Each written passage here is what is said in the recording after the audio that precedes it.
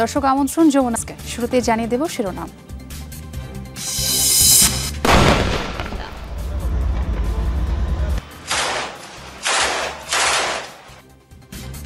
গাজা সিটিকে যুদ্ধক্ষেত্র ঘোষণা করে ভয়াবহ হামলা ইসরায়েলের। জাতিসংঘে ফিলিস্তিনিদের যোগদান ঠেকাতে প্রেসিডেন্ট সহ ৮০ কর্মকর্তার ভিসা বাতিল করেছে যুক্তরাষ্ট্র। ইসরায়েলের সাথে অর্থনৈতিক সম্পর্ক পুরোপুরি ছিন্ন করার ঘোষণা তুরস্কের। সব ধরনের ফ্লাইটের জন্য বন্ধ করা হবে দেশটির আকাশসীমাও। পাহাড়ি ঢলে আবারও বিপর্যস্ত ভারতের জম্মু কাশ্মীর এবং হিমাচল প্রদেশ। পাকিস্তানের বন্যা পরিস্থিতির আরও অবনতি। পাঞ্জাবের পর প্লাবিত সিন্ধু প্রদেশ।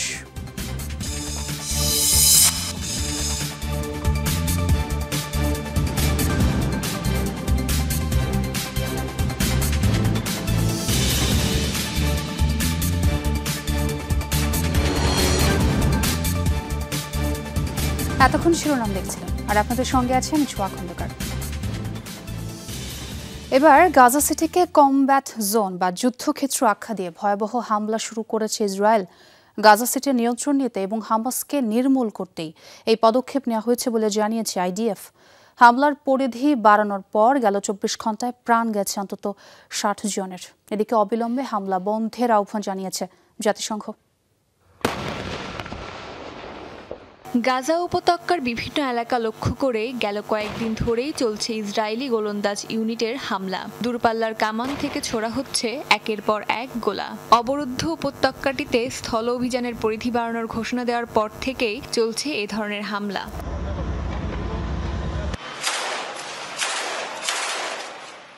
এরই মধ্যে গাজা সিটিকে কমব্যাট জোন বা যুদ্ধক্ষেত্রে ঘোষণা দিল ইসরায়েল। এরপর থেকে আরও বাড়ানো হয়েছে হামলার পরিধি। গাজা সিটি দখলের পরিকল্পনা বাস্তবায়নের লক্ষ্যে এমন সিদ্ধান্ত বলে জানায় আইডিএফ। সময়ের সাথে সাথে অভিযানের মাত্রা আরও বাড়ানো হবে বলেও জানায় ইসরায়েলি সামরিক বাহিনী। হামাসকে নির্মূলের লক্ষ্যে আমাদের অভিযান অব্যাহত থাকবে। এরই মধ্যে সাউদার্ন কমান্ড গাজা সিটির বিভিন্ন এলাকায় অভিযানের মাত্রা বৃদ্ধি করেছে। সামনের দিনগুলোতে অভিযানের মাত্রা আরও বৃদ্ধি করা হবে। এদিকে অভিযানের মাত্রা বৃদ্ধির পর গাজা সিটিতে হতাহত হয়েছেন ৩ শতাধিক মানুষ। নিরাপদ আশ্রয়ের জন্য গাজা সিটির এক পাশ থেকে অন্য পাশে ছুটে বেড়াচ্ছেন বাসিন্দারা। অবরুদ্ধ উপত্যকার কোথাও নেই নিরাপদ স্থান, ফলে অসহায় এসব মানুষের মৃত্যুই যেন একমাত্র পরিণতি। অনেক মানুষ চলে গেছে, আমিও চলে যেতে চাই, কিন্তু কোনো জায়গা খুঁজে পাচ্ছি না। আমার স্ত্রী ও সন্তানরা রাস্তায় আমার জন্য অপেক্ষা করছে। তাদের আমি কোথায় নিয়ে যাব আমি এখনো পর্যন্ত জানি না। আমাদের কোথাও যাওয়ার নেই। এদিকে গাজা সিটিকে যুদ্ধক্ষেত্র আখ্যা দেওয়ার কঠোর সমালোচনার মুখে পড়েছে ইসরায়েল। অবিলম্বে হামলা বন্ধের কথা জানিয়েছে জাতিসংঘ। এটা অবিলম্বে বন্ধ করতে হবে। আপনারা জানেন যে গাজায় বসবাসকারী মানুষ এখন দুর্ভিক্ষের মধ্যে রয়েছে, আর এখন অত্যন্ত দুর্বল এই জনগোষ্ঠীকে সম্পূর্ণরূপে বিলীন করে ফেলার সামরিক অভিযানের কথা বলছে ইসরায়েল। এদিকে সীমান্ত এলাকায় আরও সেনা ও ট্যাঙ্ক মোতায়েন করেছে ইসরায়েল। অস্মিতা বিশ্বাস, যমুনা নিউজ। গাজা উপত্যকায় একটি অভিযানে ২ জন জিম্মির মৃতদেহ উদ্ধার করেছে ইসরায়েলি সেনারা। এর মধ্যে একজন ইলিয়ান ওয়াইসের। দক্ষিণ ইসরায়েলে হামাসের হামলায় ২০২৩ সালের ৭ অক্টোবর নিহত হন ৫৬ বছর বয়সী এই ইসরায়েলি নাগরিক। ওয়াইসের স্ত্রী এবং মেয়েকে একই দিনে জিম্মি করে হামাস। ২০২৩ সালের নভেম্বরে এক অস্থায়ী যুদ্ধবিরতির সময় মুক্তি দেওয়া হয় তাদের। অন্য আরেকজনের পরিচয় এখনও প্রকাশ করেনি আইডিএফ। প্রধানমন্ত্রী বেনিয়ামিন নেতানিয়াহুর কাছে জিম্মি মুক্তির দাবিদের আন্দোলন করে আসছে তেল আবিবের জনতা। তবে গাজা শহর দখল এবং শেষ পর্যন্ত সমগ্র ভূখণ্ডের উপর নিয়ন্ত্রণ প্রতিষ্ঠার পরিকল্পনা নিয়ে এগিয়ে যাচ্ছে নেতানিয়াহু সরকার। তার মতে হামাসের পরাজয়ই নিশ্চিত করবে জিম্মিদের মুক্তি।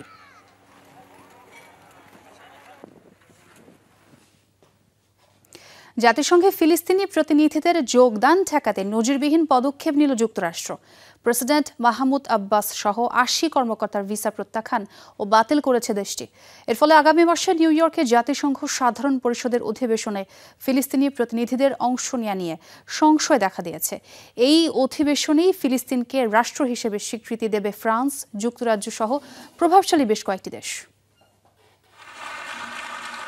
গত বছরের ২৬ সেপ্টেম্বর জাতিসংঘ সাধারণ পরিষদের অধিবেশন পোডিয়ামে দাঁড়িয়ে গাজায় গণহত্যা বন্ধের দাবি জানিয়েছিলেন ফিলিস্তিনের প্রেসিডেন্ট মাহমুদ আব্বাস। ইসরায়েলকে অস্ত্র সরবরাহ বন্ধের আহ্বান ও গাজা পরিস্থিতির জন্য পুরো বিশ্বকে দায়ী করেছিলেন তিনি। চলতি বছর সাধারণ পরিষদের অধিবেশন আসন্ন। নিউ ইয়র্কে সেপ্টেম্বরের বৈঠকের প্রায় সব আয়োজন সম্পন্ন। এবারের অধিবেশনে ফিলিস্তিনকে রাষ্ট্র হিসেবে স্বীকৃতি দেওয়ার কথা ফ্রান্স, যুক্তরাজ্য, কানাডা সহ প্রভাবশালী বেশ কয়েকটি রাষ্ট্রের। এমন সময়ই ফিলিস্তিনি প্রতিনিধিদের ভিসা প্রত্যাখ্যান ও বাতিল করল যুক্তরাষ্ট্র। এই তালিকায় আছেন ফিলিস্তিনের প্রেসিডেন্ট মাহমুদ আব্বাস সহ ৮০ জন। জাতিসংঘের অধিবেশনে যোগদান আটকে তো দিয়েছেই, উল্টো ফিলিস্তিনি কর্তৃপক্ষের উপরই দোষ চাপিয়েছে যুক্তরাষ্ট্র। মার্কিন পররাষ্ট্র দপ্তরের বিবৃতিতে বলা হয়েছে, শান্তি প্রক্রিয়া অগ্রাহ্য করে একতরফাভাবে অনুমান নির্ভর ফিলিস্তিন রাষ্ট্রের স্বীকৃতি চাইছে পিএ। জাতীয় নিরাপত্তার অজুহাতও দিয়েছেন মার্কিন পররাষ্ট্রমন্ত্রী মার্কো রুবিও। তবে অধিবেশনে যোগ দিতে পারবেন জাতিসংঘ মিশনে কর্মরত ফিলিস্তিনি কর্মকর্তারা। যুক্তরাষ্ট্রের পদক্ষেপকে স্বাগত জানিয়েছে ইসরায়েল, বিস্মিত ফিলিস্তিন। মার্কিন পররাষ্ট্র বিভাগের বিবৃতি নজরে এসেছে। কিভাবে এটি আমাদের প্রতিনিধিদের জন্য কার্যকর হয় তা খতিয়ে দেখব, এরপর জানাবো প্রতিক্রিয়া। জাতিসংঘের হেডকোয়ার্টার্স চুক্তির বিরোধী এবং আন্তর্জাতিক আইনের সাথে সাংঘর্ষিক মার্কিন পদক্ষেপ জানিয়েছেন সংস্থাটির মুখপাত্র স্টেফেন দুজারিচ। যুক্তরাষ্ট্রের পররাষ্ট্র দপ্তরের সাথে আলোচনা করব। হেডকোয়ার্টার্স এগ্রিমেন্ট ভালোভাবে পড়া দরকার, বিশেষ করে ১১ ও ১২ ধারা। আশা করছি সমাধান হবে। সব সদস্য রাষ্ট্র ও পর্যবেক্ষক প্রতিনিধিদের অংশগ্রহণ নিশ্চিত করা গুরুত্বপূর্ণ। ১৯৭৪ সাল থেকে জাতিসংঘের পর্যবেক্ষকের স্ট্যাটাস প্রাপ্ত ফিলিস্তিনি লিবারেশন অর্গানাইজেশন পিএলও অধিবেশনে অংশ নিলেও ভোট দিতে পারে না তারা। তবে আন্তর্জাতিক মঞ্চে ফিলিস্তিনের স্বাধীনতার পক্ষে কথা বলে। জাতিসংঘের ১৯৩ সদস্যের মধ্যে এ পর্যন্ত ১৪৭টি দেশ স্বীকৃতি দিয়েছে ফিলিস্তিনকে। Dorothy Dustin, Jamuna news. আবারও হামলা হলে ইসরায়েল ও যুক্তরাষ্ট্রকে ছেড়ে কথা বলবে না ইরান। শুক্রবার এক টেলিভিশন সাক্ষাৎকারে হুঁশিয়ারি দিয়েছেন ইরানের প্রেসিডেন্ট মাসুদ পেজেশকিয়ান। যুক্তরাষ্ট্র ও ইসরায়েল ইরানকে ধ্বংস করতে চায়। এই অপমান ইরানিরা মেনে নেবে না। আমরা যুদ্ধ পছন্দ করি না, সংঘর্ষও চাই না। তবে শুরু থেকেই বলে আসছি, কোনো প্রকার হামলা হলে লড়াই করতে আমরা প্রস্তুত। গাজায় আগ্রাসনের প্রতিবাদে ইসরায়েলের সাথে অর্থনৈতিক সম্পর্ক পুরোপুরি ছিন্ন করার ঘোষণা দিয়েছে তুরস্ক। সরকারি, সামরিক ও অস্ত্রবাহী সকল ইসরায়েলি ফ্লাইটের জন্য বন্ধ করা হবে দেশটির আকাশসীমা। নিষেধাজ্ঞা দেওয়া হয়েছে তুর্কির সমুদ্র বন্দর ব্যবহারেও। শুক্রবার পার্লামেন্টের এক বিশেষ অধিবেশনে দেওয়া বক্তৃতায় এই ঘোষণা দেন তুর্কি পররাষ্ট্রমন্ত্রী হাকান ফিদান। গাজায় চলমান ইসরায়েলি বর্বরতা নিয়ে সরব হচ্ছে বিশ্বের বিভিন্ন দেশ, জানাচ্ছে নিন্দা, নিচ্ছে প্রতিবাদী নানান পদক্ষেপ। এবার এই ইস্যুতেই তেল আবিবের সঙ্গে সব ধরনের বাণিজ্য পুরোপুরি বন্ধের ঘোষণা দিয়েছে তুরস্ক। বন্দর ব্যবহারে নিষেধাজ্ঞা আর সামুদ্রিক চলাচলেও নতুন বিধিনিষেধ আরোপ করেছে আনকারা। সরকারি ও সামরিক ফ্লাইটের জন্য বন্ধ ঘোষণা করা হয়েছে তুরস্কের আকাশসীমা। আমাদের বন্দরগুলো ইসরায়েলি জাহাজের জন্য সম্পূর্ণভাবে বন্ধ করে দিয়েছি, আর তুর্কি জাহাজগুলোকেও ইসরায়েলের বন্দরে যেতে দিচ্ছি না। ইসরায়েলের উদ্দেশ্যে পাঠানো অস্ত্র ও গোলাবারুদবাহী জাহাজ বন্দরে ঢুকবে না, আর ইসরায়েলি বিমানও আমাদের আকাশসীমা ব্যবহার করতে পারবে না। আর কোনো দেশে এখন পর্যন্ত ইসরায়েলের সঙ্গে সব ধরনের বাণিজ্য পুরোপুরি বন্ধ করেনি। তবে এক তুর্কি কর্মকর্তা স্পষ্ট করেছেন, ইসরায়েলগামী বিদেশি বাণিজ্যিক ফ্লাইটগুলো ব্যবহার করতে পারবে তুরস্কের আকাশসীমা। অর্থাৎ নিষেধাজ্ঞাটি মূলত সরকারি, সামরিক ও অস্ত্রবাহী ফ্লাইটের ক্ষেত্রে প্রযোজ্য। এ ঘোষণায় অনেকে বিস্মিত হলেও তুরস্কের সরকারি সূত্রগুলো মধ্যপ্রাচ্য ভিত্তিক সংবাদ মাধ্যম মিডল ইস্ট আইকে জানিয়েছে, আসলে 2023 সালের শেষের দিক থেকেই ইসরায়েলের সরকারি ও সামরিক বিমানগুলোকে আকাশসীমায় প্রবেশে বাধা দিয়ে আসছে তুরস্ক।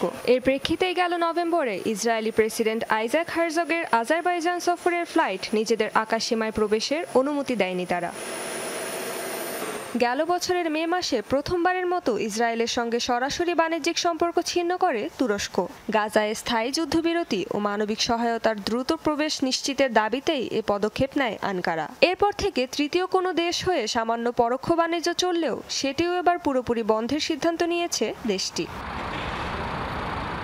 রেজওয়ানা সায়মা, যমুনা নিউজ। মেঘের বিস্ফোরণে ভারী বৃষ্টি আর পাহাড়ি ঢলে আবারও বিপর্যস্ত ভারতের জম্মু কাশ্মীর এবং হিমাচল প্রদেশ।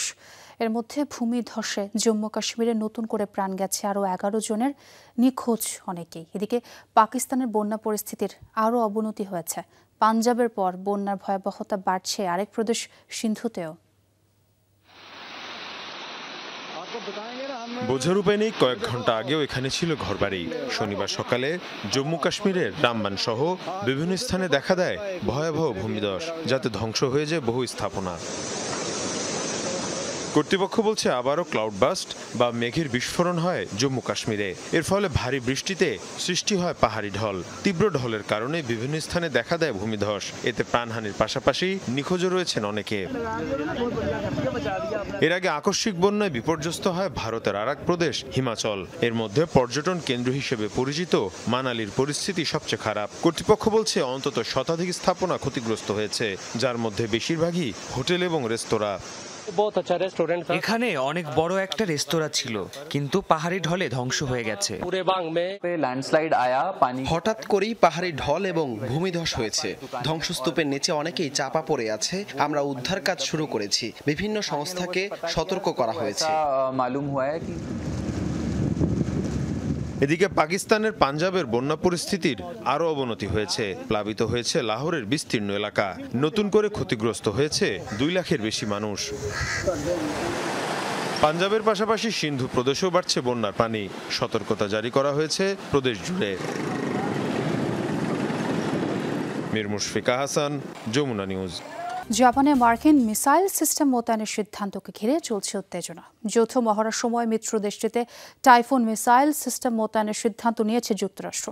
এই সিদ্ধান্তের কঠোর সমালোচনা করেছে চীন ও রাশিয়া। ওয়াশিংটনের এমন পদক্ষেপ এশিয়ার দেশগুলোর নিরাপত্তা ঝুঁকিতে ফেলবে বলে উদ্বেগ প্রকাশ করেছে বেইজিং। জল, স্থল কিংবা আকাশ, যে কোনো স্থানেই হামলা চালাতে সক্ষম টাইফুন মিসাইল সিস্টেম। সম্প্রতি এই আলোচিত মিসাইল সিস্টেম জাপানে মোতায়েনের সিদ্ধান্ত নেয় যুক্তরাষ্ট্র। এরপর থেকেই চলছে তোলপাড়। মার্কিন অস্ত্র নির্মাতা প্রতিষ্ঠান লকহিড মার্টিনের তৈরি টাইফুন মূলত ভূমি থেকে উৎক্ষেপণযোগ্য ক্ষেপণাস্ত্র ব্যবস্থা। তবে এটির মাধ্যমে ভূমি, আকাশ কিংবা সমুদ্র 3 স্থানেই লক্ষ্যবস্তুতে নিখুঁত হামলা চালানো সম্ভব। দ্রুত সময়ে কৌশলগতভাবে গুরুত্বপূর্ণ স্থানে মোতায়েন ও স্থানান্তর করা সম্ভব এটি।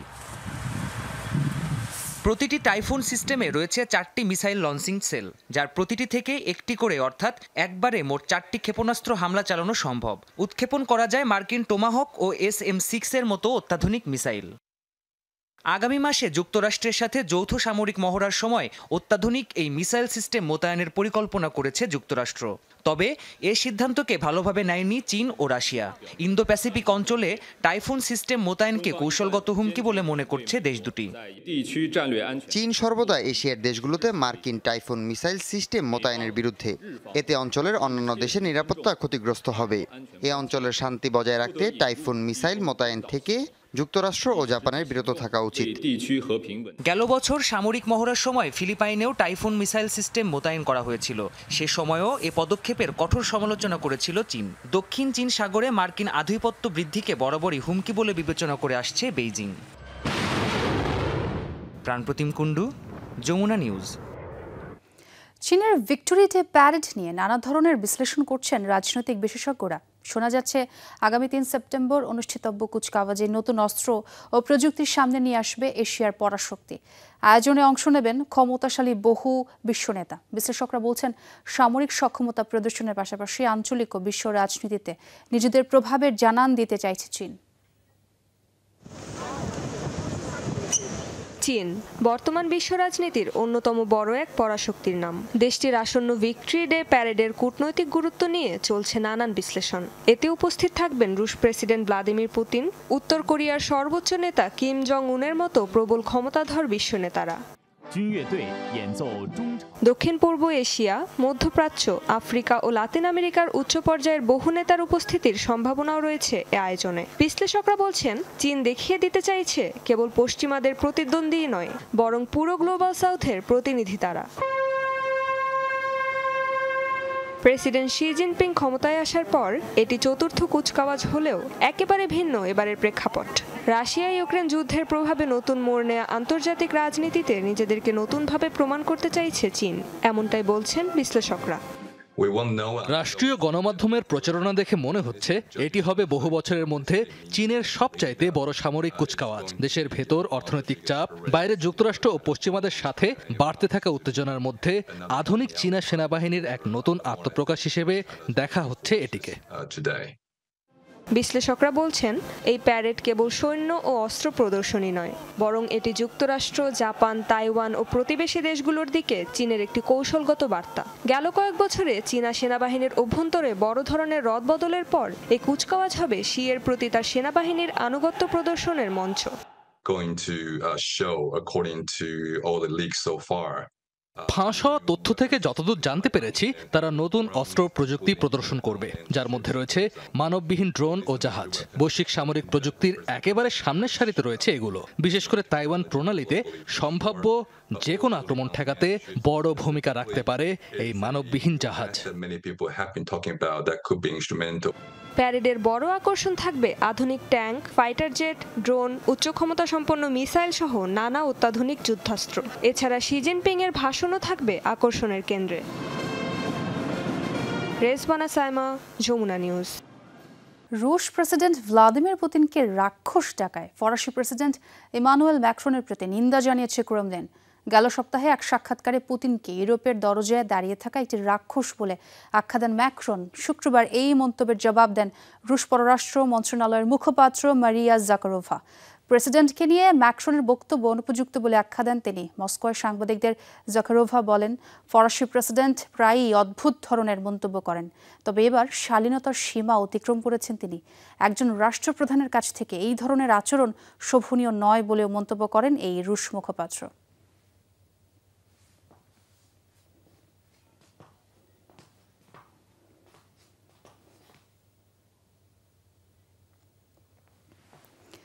যুদ্ধ বন্ধের শর্ত হিসেবে বাফার জোনের প্রস্তাব প্রত্যাখ্যান করলেন ইউক্রেনের প্রেসিডেন্ট ভলোদিমির জেলেনস্কি। শান্তি চুক্তির শর্ত হিসেবে এই প্রস্তাব দেন ইউরোপীয় নেতারা। প্রস্তাবে বলা হয়, রুশ ইউক্রেন সীমান্তে 40 কিলোমিটার দীর্ঘ বাফার জোন তৈরি করতে হবে। জেলেনস্কি বলেন, প্রযুক্তি নির্ভর যুদ্ধে বাফার জোন কার্যকর নয়। মিসাইল সিস্টেম, ট্যাঙ্ক, সাজোয়া যানের মতো ভারী অস্ত্র এরই মধ্যে সীমান্তের 10 কিলোমিটার দূরে সরানো হয়েছে। ইউক্রেনীয় প্রেসিডেন্টের দাবি, বাফার জোনের অর্থই হলো নিজ ভূখণ্ড ছাড়তে বাধ্য করা।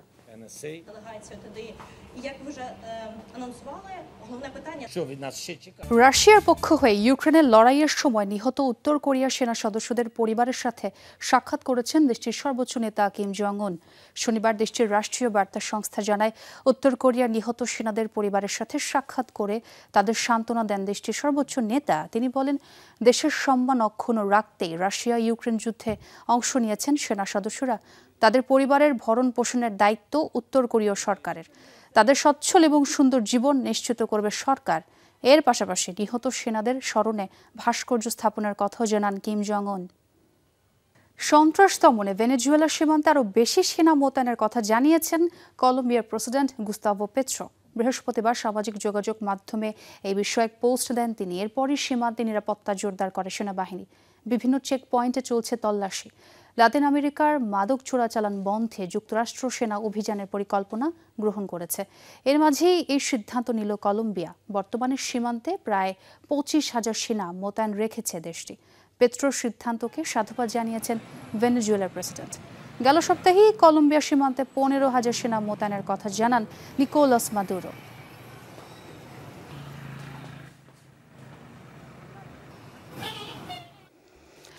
দর্শক, এই ছিল যমুনা আইডেস্কে। এতক্ষণ যারা সঙ্গে ছিলেন সবাইকে ধন্যবাদ।